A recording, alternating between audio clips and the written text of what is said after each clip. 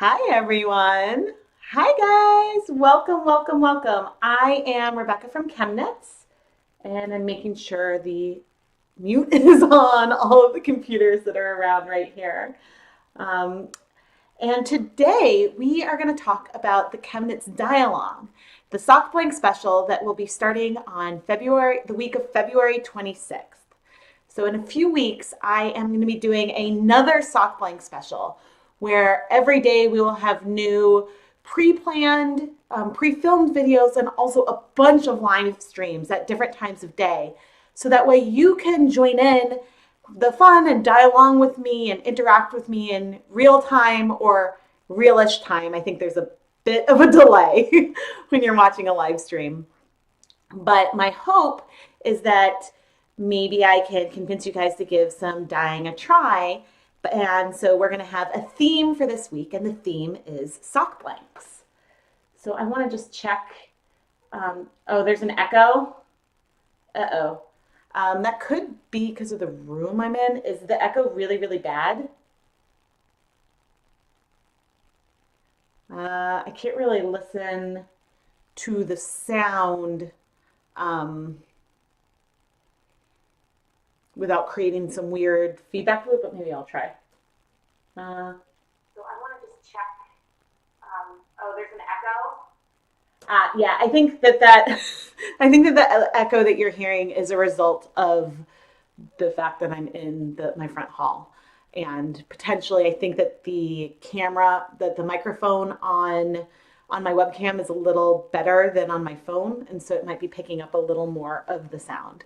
So I'm sorry about that, guys. It's more like a delay and repeat. Ugh, I hope that there's not a big sync issue.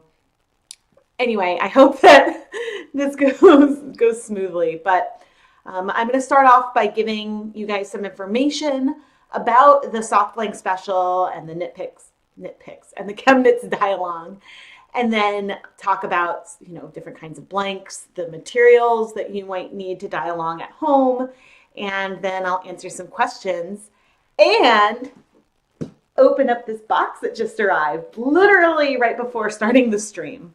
The mailman came up and Indy freaked out, and I was very glad that I was not currently filming when he showed up. So what is a sock blank? Many of you know this answer, but a sock blank, and this is a commercial one, is nothing more than a pre-knit piece of fabric. And usually when you buy them, they're made out of bare yarn.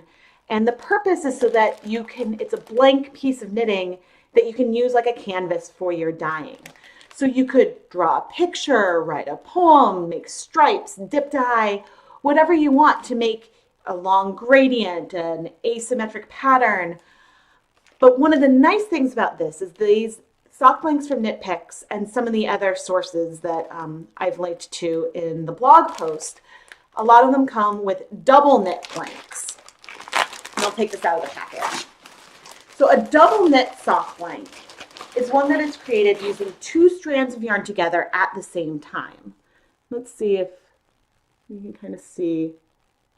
Yeah, see that there's 2 strands of yarn in each of these stitches.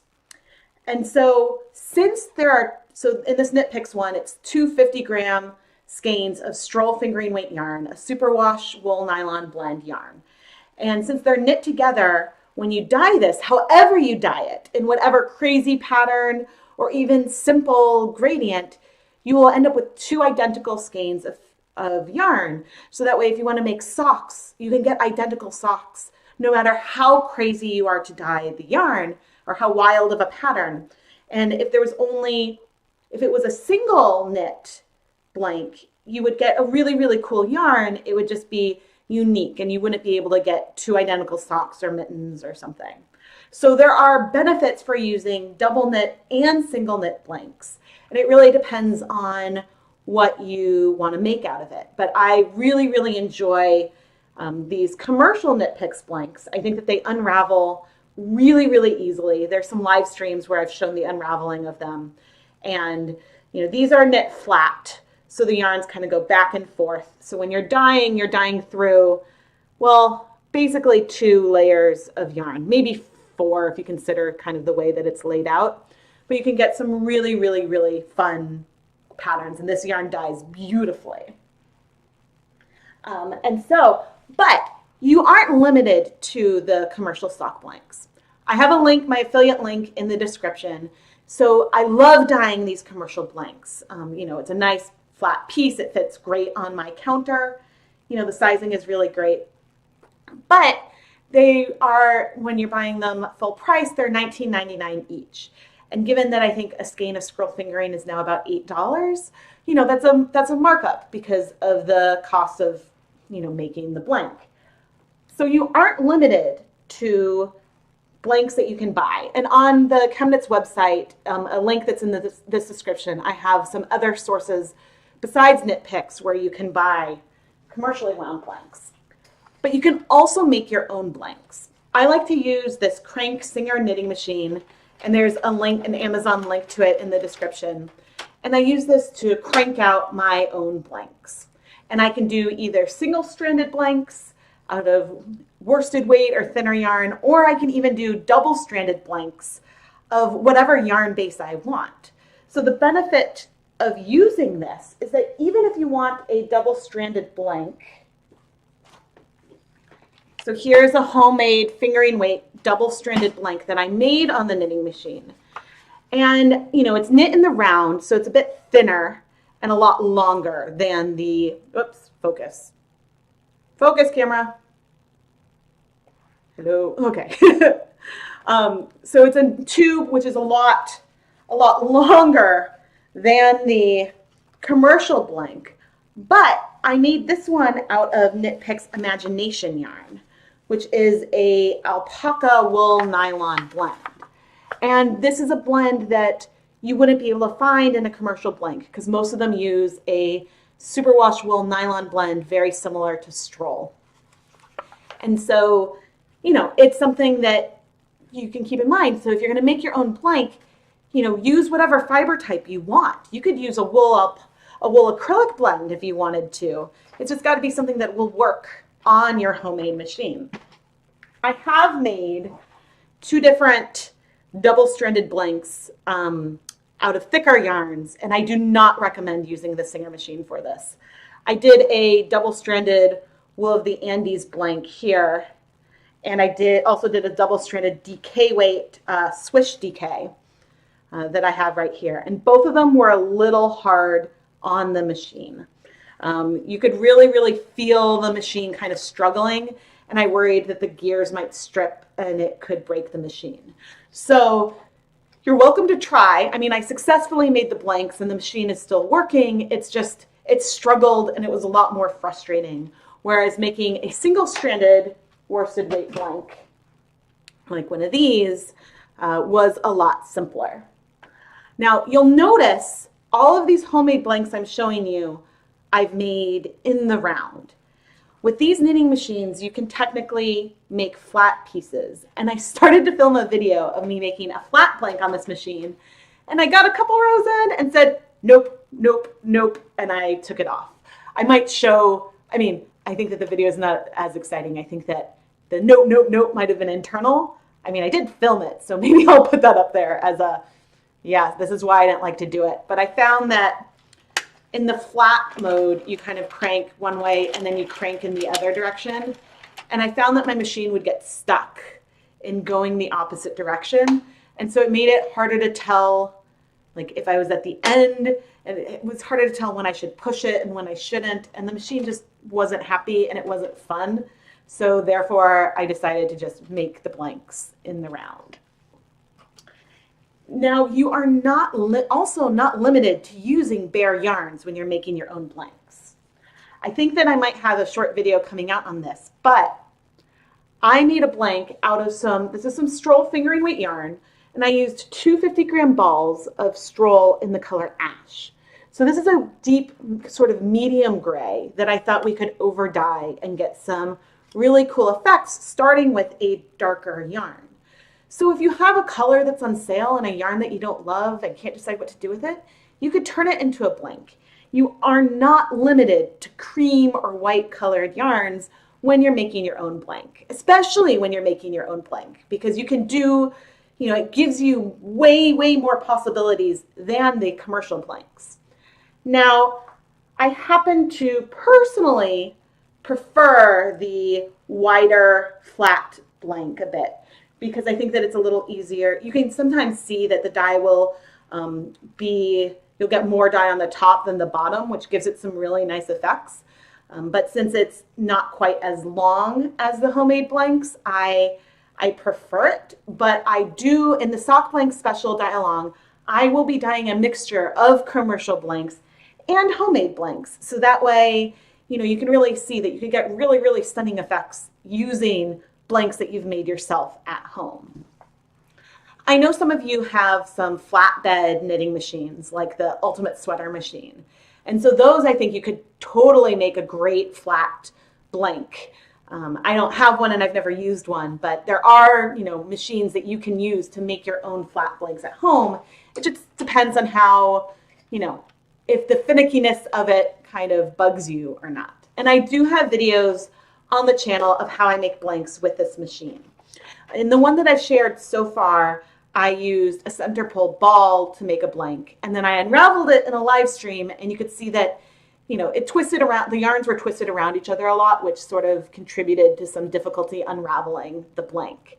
So now when I'm making a double-stranded blank, I will actually make, well, this one I started with 250-gram balls, just commercially wound balls, but I will wind my yarn cake into a center pull ball and divide it kind of into two in half before I make the blank. So that way, rather than taking the two strands from a center pull ball, sort of one's on one side of me, one's on the other, and those yarns aren't twisting around as they're going into the blank, and I think it'll be a little easier for me to unravel. And I think that that is the main reason why the commercial blanks have been easier to unravel than my homemade ones. You wish this knitting machine wasn't, oh, it's $50 in Canada? That's too bad. Yeah, I think Michael's also sells one that I believe is around $50 or $60, but if you have a coupon, you can get a discount. I think this one tends to be between $20 and $30 on the US Amazon.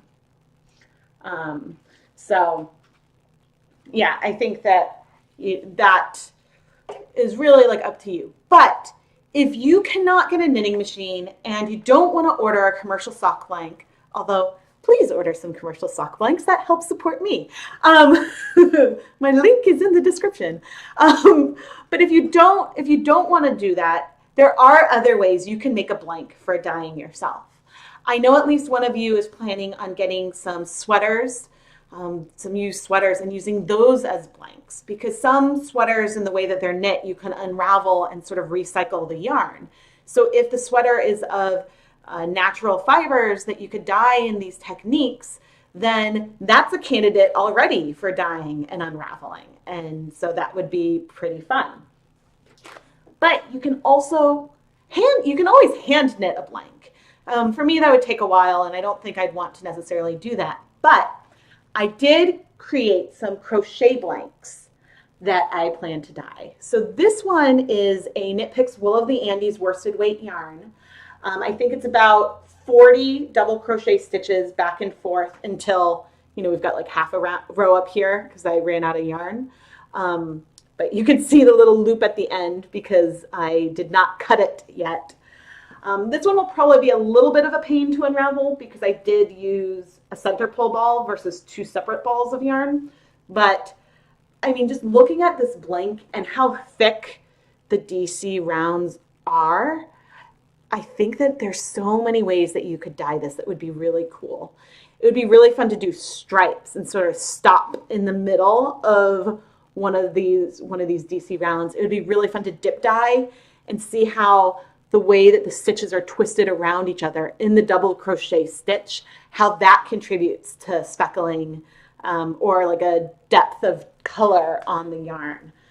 Or it's also a good candidate for, you know, random patterns and stuff. You've got a nice little template. But so this is 100 grams right here. And you can see that this is a nice size and would fit comfortably. I think I used a size K hook. So it's a pretty loose gauge, but I think that however I dye this, it'll be really fantastic.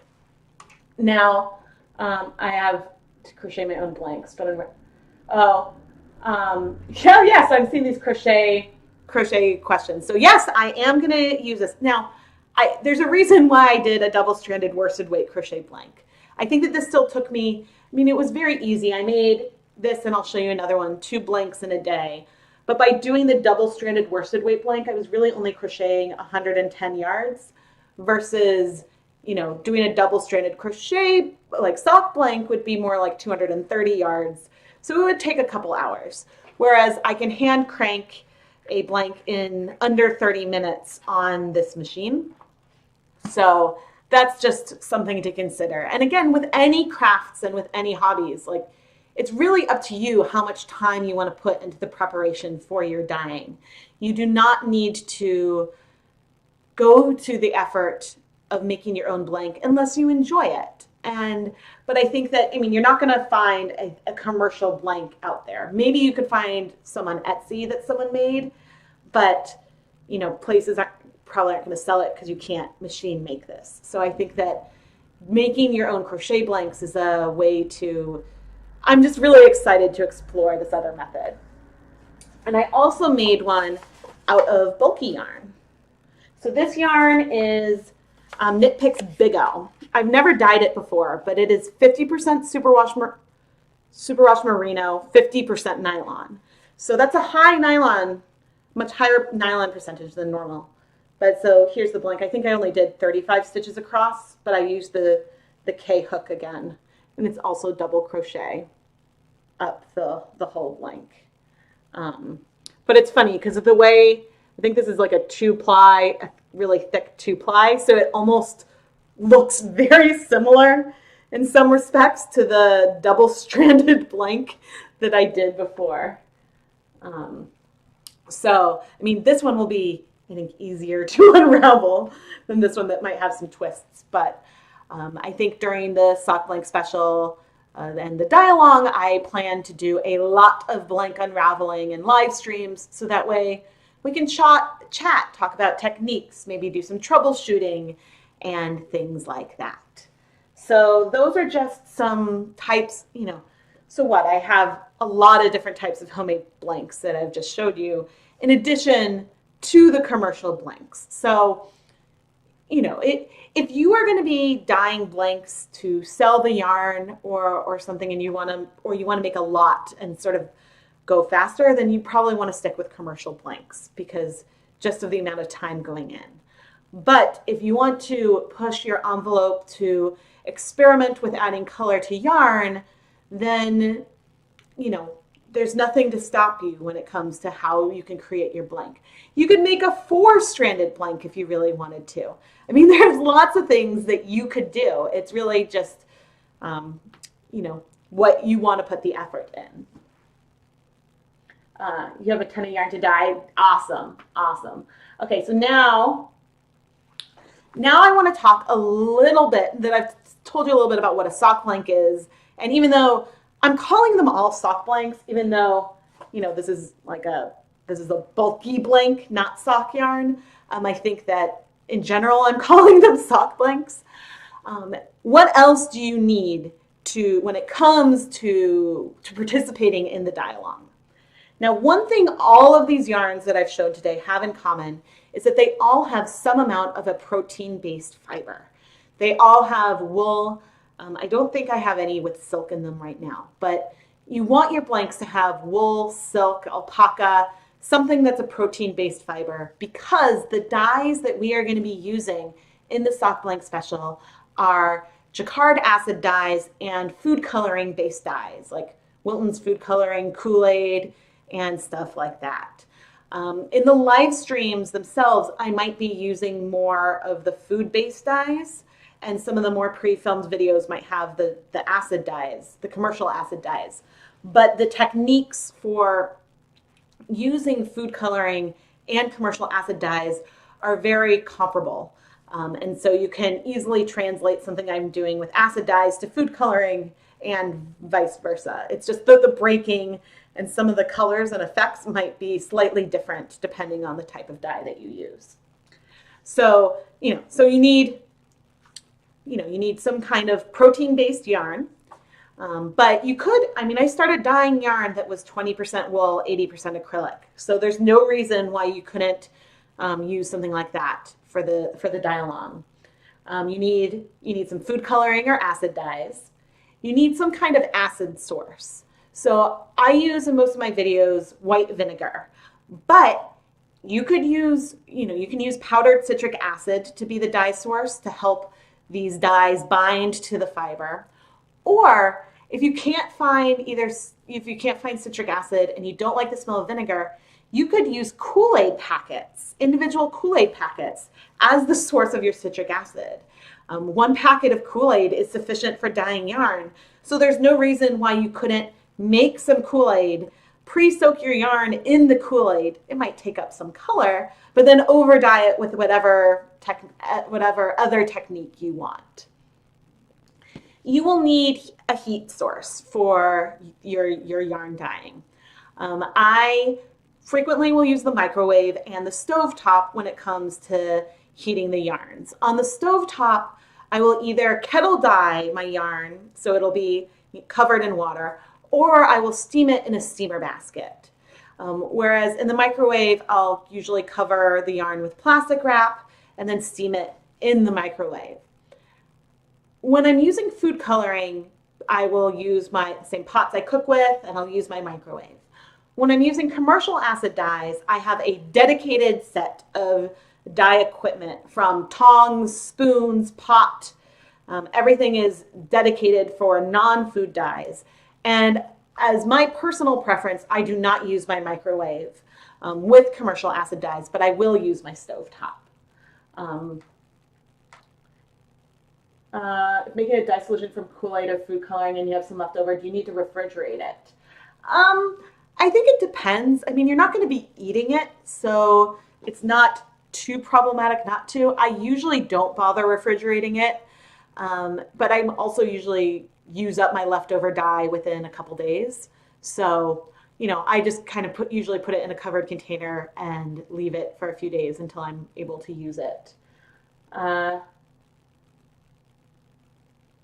Yes, so what will I be using to dye the yarn? So I'm going to use a combination of acid dyes and food coloring for this dye along, because the reason why I want food coloring to be a part of it is I think that it's less intimidating for people who want to start out dyeing yarn and who don't have a lot of equipment on hand already. So let's see, my ChemKnits dye pot, my dedicated non-food dye pot, is an 8-quart pot that has a steamer basket, and I love it. But I also routinely use 3-quart pots for dip dyeing in videos on this channel.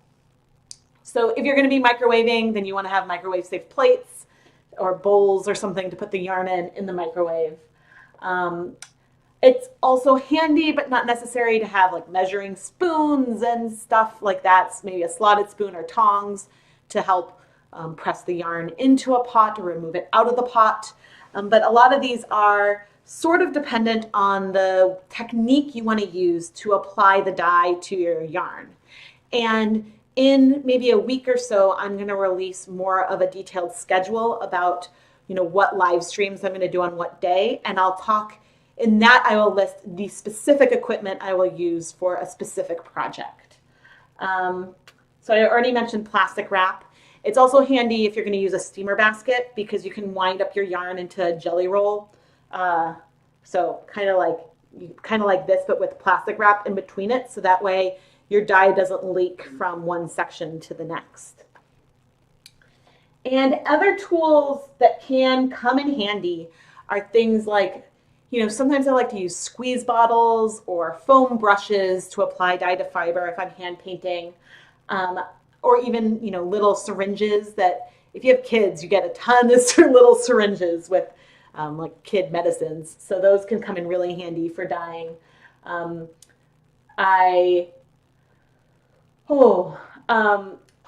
I like to use actually sprinkles, especially the sugar sprinkles, to add little like specks of color from a food coloring based way. I might use some cookie cutters for stenciling. And I have ordered a Misto pressurized spray bottle, so that way I can try emulating the effect that I get with the Wilton Color Mist sprays from something that I can mix my own colors and refill. So therefore it would be something that's more cost effective than buying the $4 food coloring sprays from a craft store. I also ordered some, I'm not quite sure how to pronounce it, but some gar gum, which is a thickening agent that people use for stenciling. And so, but it could also help, I think, prevent colors from spreading and maybe from breaking. So I have some of that, and I think that you might need, I have a magic bullet, like, what's it, like a food processor, or it's a blender. I have a, like, so it's like a mini blender. And that, or a bigger blender might be helpful for helping the gar gum like get in solution. I haven't read on that a ton, but I plan to try it the first time in a live stream, so that way we can all learn from any mistakes that I make. So yeah, that's basically, I guess, a quick rundown of the materials that I use. Let me check and see if there's any questions. We'll also be doing stencil dyeing or using any thickening agents. I just addressed that. So I don't think I have any good stencils on hand, and I went to the craft store and I didn't find, for some reason I couldn't find any stencils when I was there, which was weird. It was very weird. I do want to try some stenciling, and I think my sort of hack right now is I'm going to try using a cookie cutter and using that as a sort of like a walled stencil for some of the dyeing. And some of the ones that have a thicker edge, I might try to use that for some quasi stamping. I'm going to see what I have in terms of stamps, or if I need to make something, maybe cut up maybe I'll cut up a sponge or something to create like a little stamp of some kind. But I do want to play around with thickening agents to see about getting really crisp lines out of color. It's pronounced guar gum. Okay, so not gar, but guar. Okay, thank you. Oh yeah, I'm sure that it works. I just haven't tried it, so I don't know what I'm doing. So whether I get it to work or not is the question. If I'm making a dye solution from Kool-Aid, oh, I already answered that one. I would like to know how to dye a blank solid pastel color with speckles. If the yarn has exhausted the pastel dye, would I be able to over dye it with speckles? Absolutely. So I have a video from the last sock blank special where I dyed, it was all hand painted, but I used sprinkles, pink and purple sprinkles, and then I also painted it sort of a mint green using less than 1 drop of food coloring. So it's a real pastel color that I got on the blank.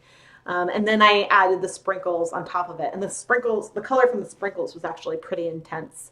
But yes, you can over dye anything almost. I mean, at some point, you know, and this, when I ordered this gray, this was a bit darker than I was expecting. So we can over dye it. Are we gonna over dye it into be a hot pink? No, because the gray is gonna like mute whatever the color is. But we could shift it to a green. We could dip dye it in Wilton's violet, or we could go even darker. You know, so whatever we get, you know, you can't over dye a color and make it paler, but you can always up the intensity of your color. You've also heard of urea for a thickening agent. I don't know about, I mean, I'm sure it's possible. So I can't really respond to that because I haven't tried it. I do have some urea that I bought because I know that it can help when you're making stock solutions. It can help you dissolve some of the dyes that are having trouble going into solution, but I haven't used it yet.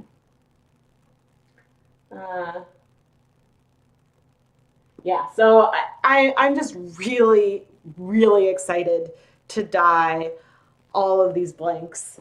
Now that they're no longer in a neat little basket, but like all of my blanks, I love them and I want to dye them. And I want to, well, I sort of want to dip them all in Wilton's violet. I mean, the crochet blank, I was like, ooh, let's break violet and see how that comes out. And I mean, that's my favorite thing to do, right? So it's no surprise that that's what I want to do. But, you know, I do promise that I will show a variety of techniques. So let's actually talk a little bit about the schedule for the Dye-Along week. So the 26th of February is a Monday, and I'm not sure if I'm going to kick things off on Sunday night or Monday night. My kids don't usually have school on Monday, and the week before the kids will have just been on vacation. So I think it depends on how ready to go I am. But the Dye Pot Weekly video that comes out on the 27th will be a sock blank dyeing video. And actually, you've had a sneak peek of that already because I unraveled that sock blank in a live stream last week. So that's going to be the Dye Pot Weekly episode in that week. And there's also tomorrow in my live stream, I'm going to unravel some sock blanks that will come out in another pre-filmed video that week. So I think at least every day there will either be a live stream, a pre-filmed video, or some of each. And I'm going to try to do live streams at various times of day. Some will be in the evening, probably around 8 p.m. Eastern time, because I can't really go that much later than that because at some point I have to go to sleep. But I'll also have some that will start first thing in the morning, so around 9 a.m. Eastern, and then some that start around this time, which is my typical live stream time around noon. And so I'm going to vary it so that way to give as many people the chance to potentially tune in as possible. But of course, you don't have to dye along actually during the live stream. But I think that, you know, I'm sure we will have a lot of threads going on in the ChemKnits Lab Facebook group, and which you should totally join if you're not in there already. It's really, really inspiring. But I will also, you know, have a share your sock blanks post on the ChemKnits Facebook page. And I think that the hashtag that I'm using for Instagram and Twitter is hashtag ChemKnits Dye-Along. And so, yeah, we can share a bunch of pictures, and then maybe, you know, I'll do a like official like submission thing and then make like a recap video of a bunch of like slideshow to music of a bunch of the different blanks that people dyed. But I am so excited to do this with all of you.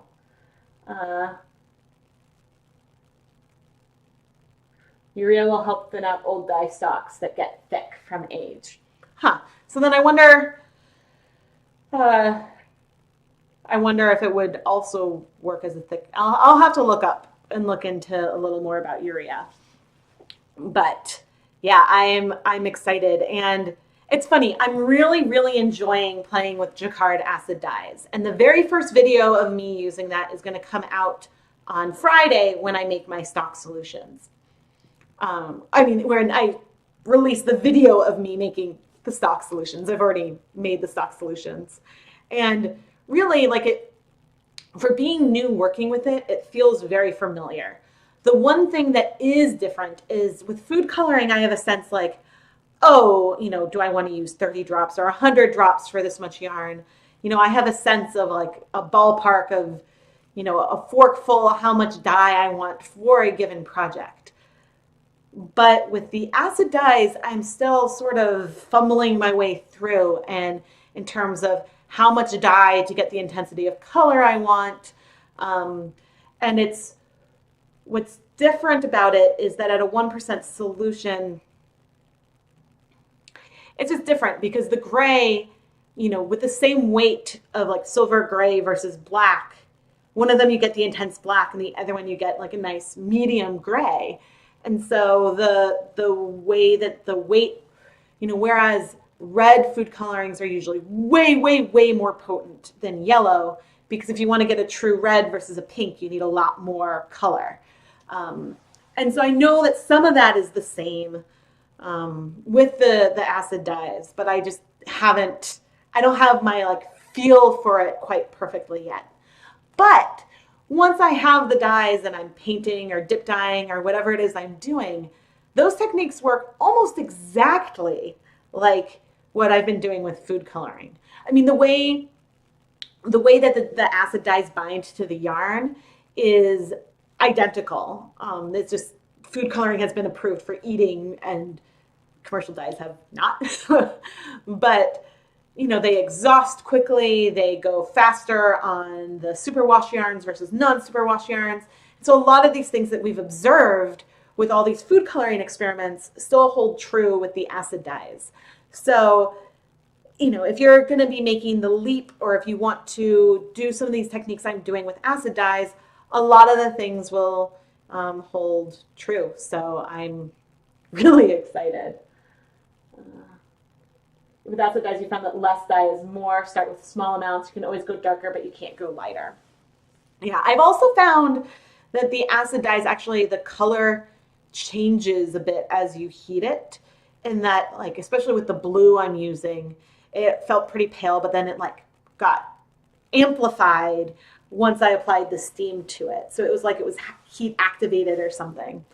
And the RIT dyes also kind of did that once you added the heat, the colors went kind of like, whoo.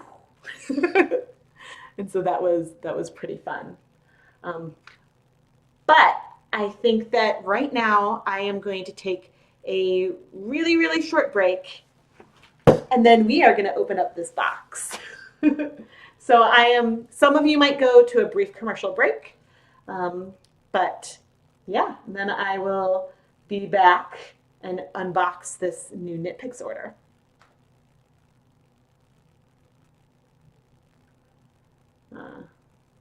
Yeah, but I know that not everyone sees an ad, and I think that it only goes to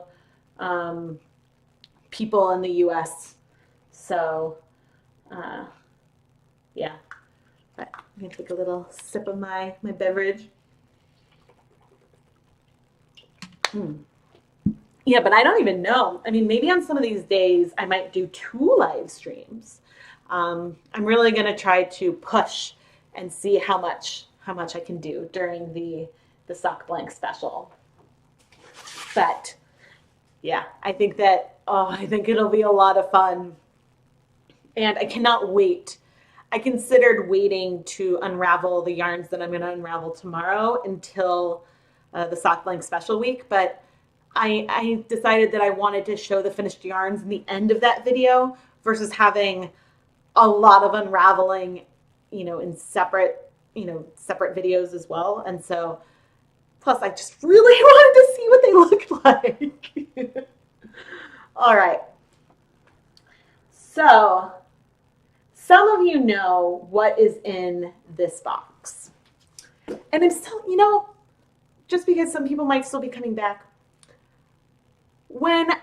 So right now I've got 2 computers set up. I've got the one I'm filming on, and then the one where I can see the comments, because that way, you know, this computer can focus on bringing you guys this wonderful feed.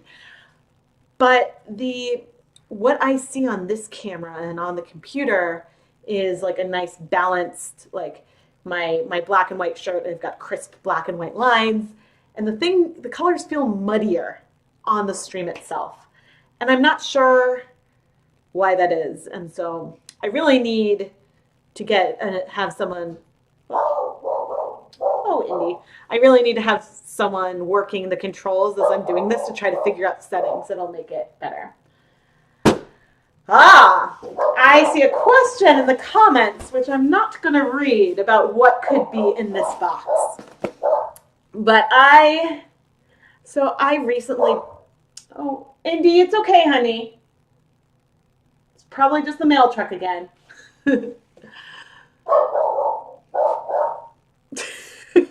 Oh, Indy. Poor guy. It's just mommy. I promise. It's really... No, I know I mentioned mail. It's really not the mailman. I don't think. Let me see, because either he's barking at nothing, or it would be early for the mailman to come, but sorry, guys. All right. Anyway, I have a Knit Picks order that I am really, really excited to open. This is a very, very special one,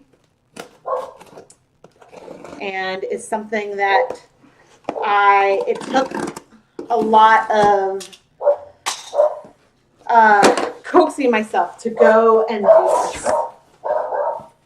do this. Okay, my packing slip, and hey, we still have the Christmas, the Christmas thank you card. Okay, hold on. Before I show you what's in here, I'm gonna go check on Indy. Pardon me, guys. Hey.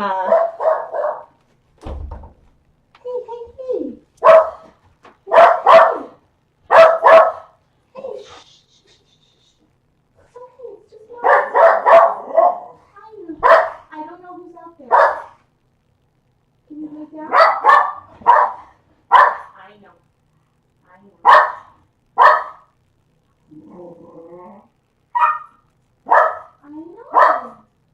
Are you talking to Mama? Yes, yeah, I'm not going to let you on the live stream. Do knock it over. Okay, in a minute, all right? We've got a big cookie, I promise. Poor guy. He really does not like strangers. Sorry about that, everyone. Oh, you hope I'm going to do another Kickstarter? I don't know. I will do something at some point. So right now, if you want to support the ChemKnits Tutorials YouTube channel, there's a few ways you can do that. One, I do sell some patterns on Ravelry, so you can always buy some of my knitting patterns. The Ravelry store is ChemKnits Designs, and I've featured some of the patterns on this channel already. Most of my knitting patterns I offer for free, but I do sell a couple. I think that there's like maybe a total of 5, so not very many. But that's one thing you can do to support the channel. Another thing you can do is you can buy bare yarn from Knit Picks. If you use my affiliate link, I get credit for the referral. So by helping your own yarn dyeing habit, you can also be helping support these videos. And so that's one way that you can support me. And going forward, so I filmed through episode, I think I'm working on episode 32 of Dye Pot Weekly today. And I've sent out all the physical rewards from the last Kickstarter. And so I don't know going forward what I will do. I think that I might set up a Patreon account at some point. And the other thing that I have planned is to do de-stash sales every so often, because I am accumulating hand-dyed yarn faster than I can use it. So therefore, I might at times give you guys opportunities to buy some of that yarn from me, which means that you can probably buy some of the yarn, that you're seeing, which means that you might have the opportunity to buy some of these yarns that I dye. So, there will be other opportunities to support the channel, I guess, in the future. I just have to, I'm still working out the best way to do that. I certainly might do another Kickstarter someday, especially if there is something bigger I want to raise funds for, but I'm leaning towards Patreon to sort of have a more like kind of ongoing, consistent way that people can contribute. I have been looking at the wool. Oh yeah, okay. Here we go. What did I get? So we got this nice big box, big square box with our other Christmas thank you card. That hit the door. And I was curious how they would package it. I could make it rain with sock blanks. I bit the bullet and I bought a 20-pack of sock blanks, which actually, maybe I should count. 1, 2, 3, 4, 5, 6, 7, 8, 9, 10, 11, 12, 13, 14, 15, 16, 17, 18, 19, 20. All right, there are in fact 20 sock blanks in here. So, because When you buy a 20 pack of other yarns, a lot of times they store skeins of yarn in bags of 10. So when you order a 20 pack, they give you 2 bags of 10. But these are actually each in here individually, so it's not, I would take them more out, but I'll just show this little cascade of sock blanks. Now 20 sock blanks is way, way too many for me to dye during the sock blank special. I don't think I'm going to get through anywhere near that. But from the last sock blank special, and then when Knit Picks had the sales in the fall, I've now ordered maybe 10 blanks, 10 commercial sock blanks. And I was really waffling because buying a pack of 20 is a big investment. But it makes more sense for me to put the money up front and buy 20 than it does to buy 5 at a time a couple times a year. I mean, by buying the 20 pack, that's a savings of $60 versus buying 20 individually over time. So that's why I decided to do it. Now watch Knit Picks have a blanket 15% off sale soon or something, and then I will cry that everything went on sale right after I made a big order. Not that this has happened to me already. Like last November when I ordered 60 skeins of bare yarn and then they had a big 20% off sale. No, that happened. But you know, these things happen. So I now have the blanks, and you know, when you buy a 20 pack, things are 15% off. So I don't think that, you know, you guys are more than welcome to also buy a 20 pack. That would be fantastic. But one of the nice things about Knit Picks is you could buy a 20 pack and get a discount, or you can buy just one. Another source that a lot of dyers use, Wool to Dye For, and there's links. I have a post of where to buy sock blanks and then the other information for this dye along. And you know, I have a lot of different sources where you can buy blanks. And Wool to Dye For has, I think you have to buy a minimum of a 5 pack. I don't remember if it's a 5 or a 10 pack. But a lot of these other places, you're buying, you know, a wholesale order, which if you have a shop or something, then that's great. But if you just want to sort of dabble and play around with it, and maybe you only want 2 or 3, it's really, really nice to have a place where you can buy bare yarn and you aren't limited to large quantities. And that's one of the reasons why I started using Knit Picks bare yarns. I found all these other sources, but I was afraid to go and buy a kilogram of yarn that I'd never touched before because I didn't know if I'd like it or how I'd like dyeing it. And with Knit Picks, there were yarns that I had knit with that, you know, I'd used Wool of the Andes a lot, I'd used Palette a lot, and so they had bare forms of those yarns that I knew and used. So therefore, it wasn't scary for me to go and buy those yarns. And now I did take advantage of the big blanket sales to get some individual skeins of other yarns because I'm like, okay, I'm not ready to commit to a 20 pack, but I could get one and see how I like it and figure out, you know, going forward, what I want my go-to yarn bases to be. So right now I use Stroll, which I don't know if it's still on back order. Stroll fingering, just the bare Stroll fingering was on back order at least like a week or so ago. The sock blanks are in stock, but the bare Stroll was on back order. But there's also Stroll Glimmer, which has some stellina in it and gives you a little sparkle. And then there's the Felicia yarn, fingering weight yarn, has the same fiber content as Stroll. It's just spun slightly differently. So that's a reasonable comparison if you, a reasonable swap if you wanted to get something similar. But, you know, I like that I can get, you know, in, you know, small quantities of other yarns. So, I was saying right now I mostly use Stroll and I mostly use Wool of the Andes. One of the reasons why I use so much Wool of the Andes is that it's cheap. It is the least expensive of the bare yarns that Knit Picks offers. But it is also my workhorse yarn. I have so much Wool of the Andes in colors all over the rainbow. And if I only need a couple yards of a color, I'll just go ahead and dye that color myself. But I use it, I love the yarn. I use it, I consider it my workhorse yarn. I use it for hats and all kinds of stuff. But, you know, I do like sometimes for different kinds of projects branch out into other yarns, but I don't use it just because it's cheap. I use it because it's something that I use a lot anyway. But, you know, hopefully, what's funny is that I don't see in this today. I hope that the stream hasn't gone out at all.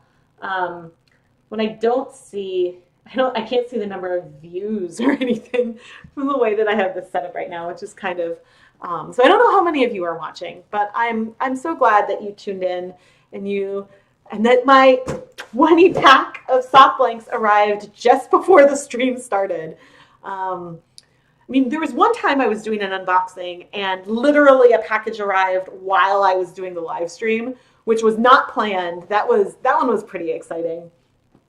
But I think that this sock blank special will be a lot of fun. And if you don't want to join, there's going to be a lot of great fun videos for you to watch. But I'm hoping that the fact that I'm encouraging everyone to dye along with me might mean that you will be willing to like take a leap and pick up some food coloring and some bare yarn and just have a go at dyeing. And of course, you can participate and not do a sock blank at all. It's just a fun technique that I am pushing for this special week. But there's no reason you couldn't do some of these hand painting techniques or kettle dyeing techniques or whatever we're going to be doing with just a skein of bare yarn as well. You know, I'm not going to say, no, you cannot share pictures of what you dyed. I would love to see what you guys dye. You know, that's the best part about doing this and showing the way. It's funny because I'm really not an expert dyer. I am just an adventurous dyer and I'm excited to try new things and I'll just go for it and see what happens. And the reason why sometimes I just go for it and see what happens is because it gives us a baseline. And then we know, okay, I should tweak these things and maybe my results will be better. Or, hey, this worked great. And this means that you can get good results without having to go and be like carefully control all these other aspects. And so I hope that, you know, and I learn, you know, I'm constantly learning from my mistakes and modifying my techniques. And so, yeah, when you guys say that this inspires you, that means the world to me. It really, really does. Oh, there's 35 watching now. Awesome. Yeah, because I'm like, you know, when I'm on my phone, I see like a little ticker. But in the setup I have right now. And oh, if you've watched many of my live streams, you've seen me complain about my Chromebook mouse. I found that when it's plugged in, I can't use the trackpad. If it's I found that I had to physically separate it from my other laptop. If it is too close to my laptop, it doesn't work because of the like cords acting like antennas. But if it's further away, then I can use the mouse, no problem. Go figure. Yay, you got some dyes. Note to self, when dyeing yarn with stellina, use vinegar, not citric acid. Citric acid dissolves or dulls the stellina. I've heard some people say that. I think I've used Kool-Aid on some stellina yarn. I think that it is probably, I can't think of something specifically about citric acid that would cause the problem, except that maybe you end up with something that's a lot more acidic. Because you could get, if you use the right amount of citric acid, you could get the same pH as whatever you're doing with vinegar. But yes, I mean, I'm a little more concerned sometimes with the stellina with heat. Too much heat and too much dye might cause issues. But I haven't used it a ton, and I haven't seen any problems yet. So fingers crossed that I don't. I'm going to be getting a spinning wheel. What's the best wool? Ooh, so my favorite type of wool to spin is BFL, the blue-faced Lancaster pronunciation. It's a British wool, and the staple length is long. It's so soft, and it's my favorite fiber to spin. I dye a lot of Knit Picks roving. The Wool of the Andes roving has the same fiber content as the Wool of the Andes yarn, and I find that it dyes really, really nicely, and I've really enjoyed dyeing it, and I enjoy spinning with it a lot. And so that's like an easy bare roving that you can start with. A lot of spinning retailers sell a wide variety of different spinning fibers, so you have a lot of options. I've also enjoyed, I like spinning silk blends a lot, actually. I joined when I first got my wheel, I joined a Fiber of the Month club, and I got like a different blend or mix every month, and the silk blends, I felt like it almost felt like they spun themselves. They just drafted so easily, and it was wonderful. I've dyed the Stroll roving from Knit Picks, and that also spun really nicely. That's one of the ones that I did in the most recent Spin Along series. But I think that I do have some wool silk, roving, but I have not yet dyed it. So from Knit Picks. So the three bare rovings that Knit Picks offers are the Wool of the Andes, the Stroll, which is superwash merino nylon, and then they have a merino silk blend, which I don't know if it's superwash or not. So those are the three bare rovings that they offer, but they also sell some, I think they have some bats, and they have some other stuff sometimes as well. It's pronounced Leicester, so blue-faced Leicester. So, in terms of like expensiveness, I found, so Webb's yarn store, so yarn.com, you can buy some BFL from them. And I don't think that it was some bare BFL, and I don't think it was that expensive, relatively. I think I got like 300 grams or something. I don't remember. I might dye that at some point. I haven't done anything with it yet. And I forget what I paid for the monthly dye along, if it was maybe like $20 or $30 a month. It was definitely more than 20. I don't remember if it was 25. It might have been $30 a month to get, 100 grams of hand dyed yarn or roving in and the blends like varied each month, and it was really, and the colors were so beautiful, and it was like a really happy like surprise each month when it showed up on my doorstep. When are we going to get another spin along? Soon. So this last week was hard. Both boys were sick with some, not the flu, but it was a mystery cold that had a really high fever. And so Ryder had it and actually missed his own birthday party. We discovered a couple hours before we were going to go to his birthday party that he had a fever. And so he didn't get to go. His friends would, but the poor 2-year-old didn't go. Not that he knows the difference.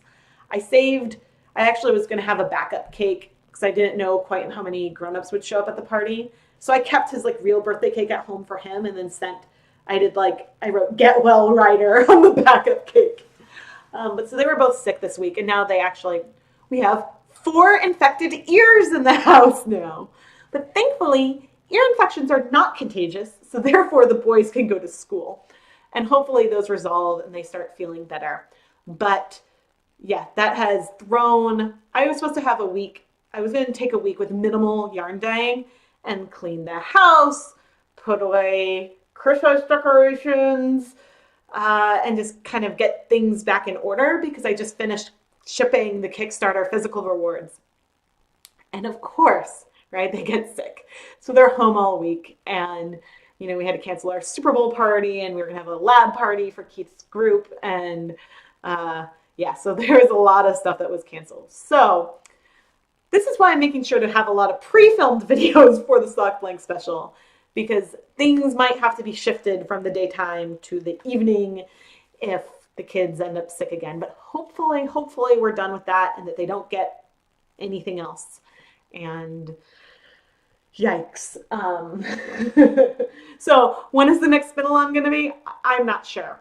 Right now I'm focused maybe sometime after the Sock Blank special. I don't think that I'm going to necessarily do it before unless I have an impromptu spinning session. But more of my sit and do something mindless right now has been, let's make another blank kind of thing. So I've been just working on preps that way. You know, we can decide and give feedback for what, you know, and I might on my Facebook page or on Instagram, I might share a blank and be like, how should I dye this one? And I'd love, you know, suggestions on what to do with all these different blank canvases that we have.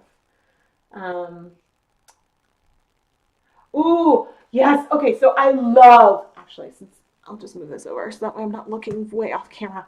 I love Knit Picks Full Circle. I still have a bunch of that roving in my stash, and I got the color, I think, Pigeon or something. So it was like a pale, very pale gray with a little bit heathered.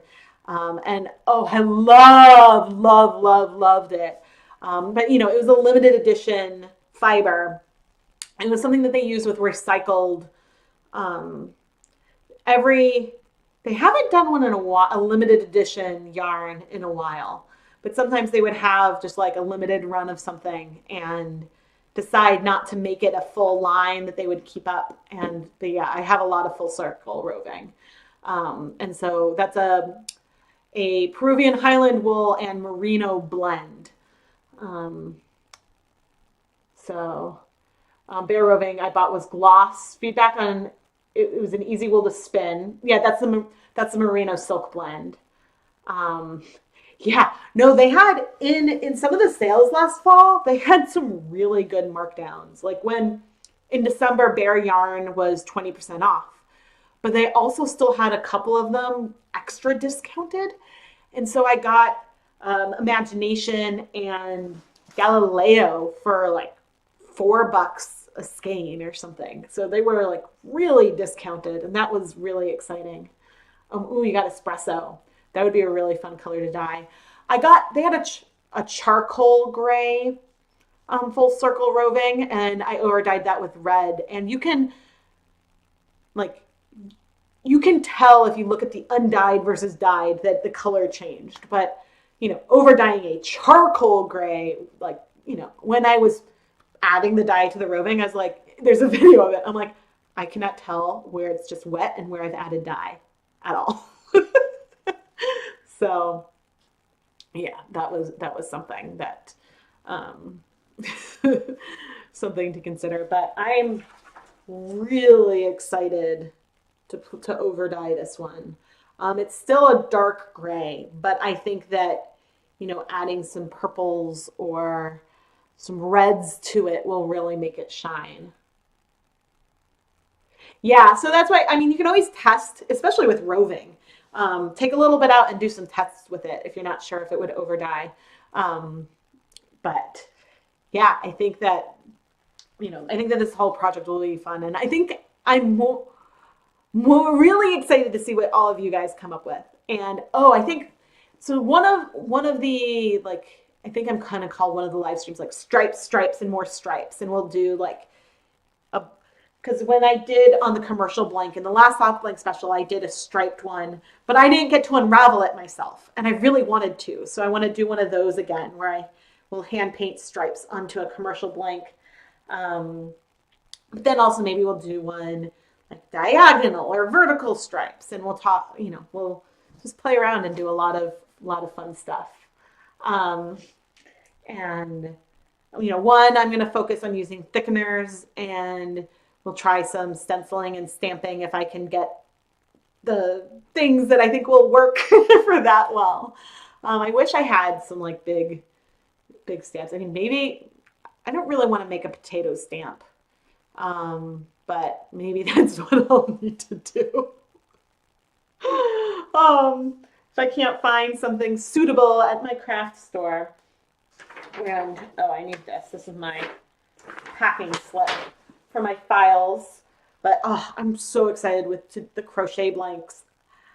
I wish that I could buy like a package of these. I just have a lot of ideas, but I feel like I have limited patience for making crochet blanks when I have a bunch of knitting projects in my queue that need taking care of. Yeah, so I think that this will be a lot of fun. I'm now just rolling these up and putting them back in. I've got like my little stash of blanks in a nice IKEA cube. But ooh, the imagination sock yarn is so soft. I know that this one will probably be a pain to unravel because I made this blank out of a center pull ball, but I'm actually about to go make, forget what base I picked.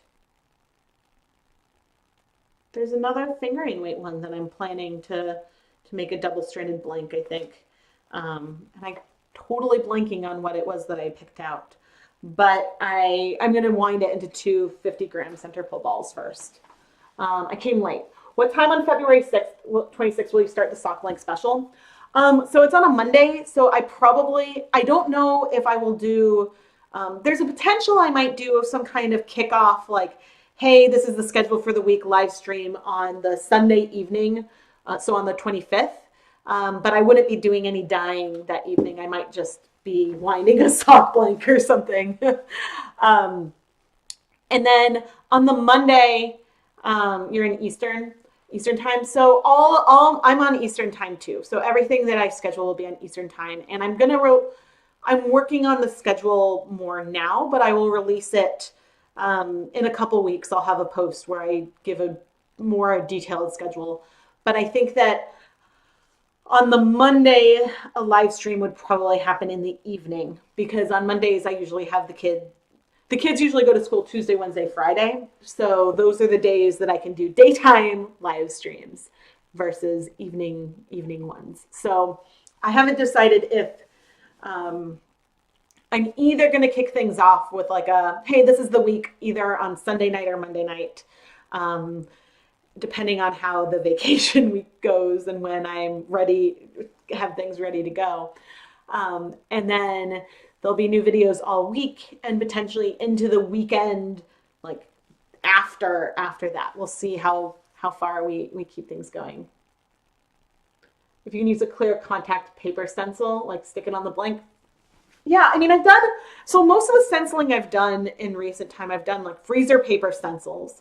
So conceivably I could iron, freezer paper onto some of a sock blank. Actually, let's take a peek. Oh, does this say anything about ironing? No, I don't know if you can iron or if you should iron sock yarn or if it would really stick. So I don't know if I might just like make some paper stencils and like cross my fingers if that they'll like kind of stay in place, or yeah, I haven't worked out so that's why I was like, well, at least I could use cookies cutters and like a foam brush and kind of like add the dye in that area and see if it kind of stays. So that's what I'm trying to think about. Yeah, so I will have, so during the sock blank special week, I'm going to have videos that take place at a variety of times. I know that there's people in all different time zones that watch me. So I will do some at, I think that I'll probably have one that starts at maybe 9 a.m., some that start around this time, because like some around lunchtime for me, so around noon Eastern time. And then I'll do some in the evening, maybe around 8 p.m. Eastern time. And so that way, like to try to give, because I know like, the daytime ones are really hard for people who work, a 9-to-5 type schedule. But I'm, working in the, basically I have to do my streams either when the kids are at school or when they're in bed.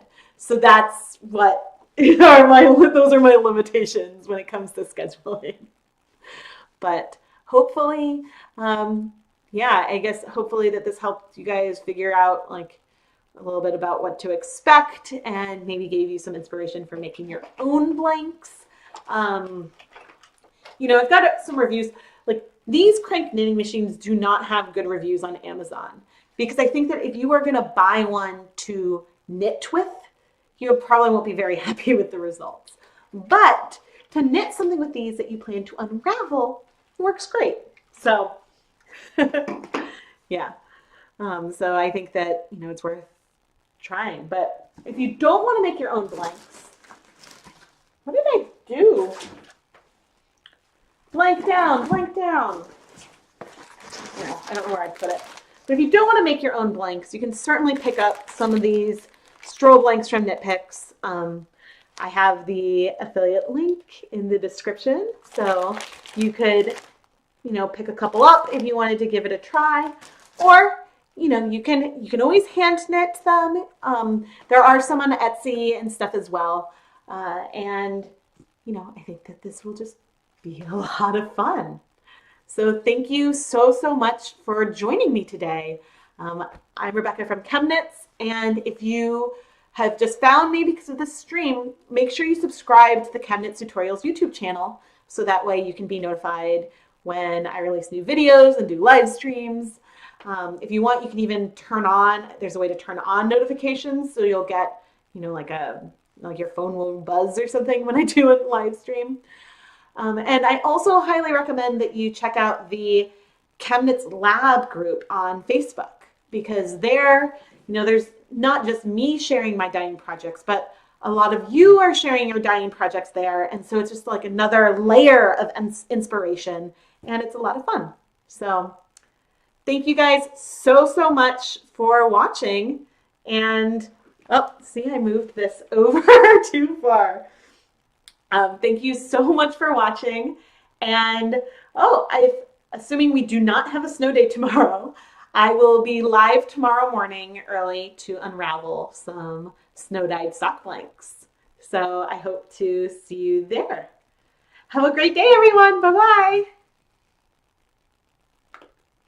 Of course, I say goodbye, and then I have to push the multiple buttons to get it to stop. So bye-bye for real now.